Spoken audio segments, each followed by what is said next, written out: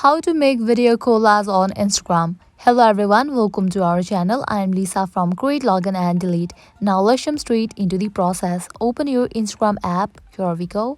Your For You page appears. At the top left corner, you will find the option of your story. Tap on it. Now your gallery will open up. You have to tap on this option of camera. After your camera will open up, at the bottom you will find different options as post, story, reel and live. Tap on the option of reel. Note that to make a video collage you will have to set it to reel firstly.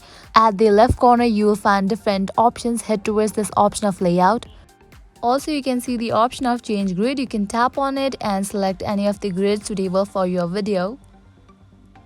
Now you can shoot the video. Now I'm shooting second video. Likewise, I'm shooting last clip for this video. And here you can see that I'm done with shooting the videos. Now tap on next.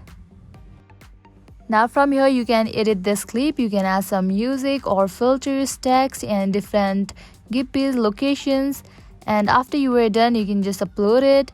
This is how you can make a video collage on Instagram. I hope now you guys are clear about it. At the end, if you find this video helpful, make sure to like, share and subscribe. Thank you.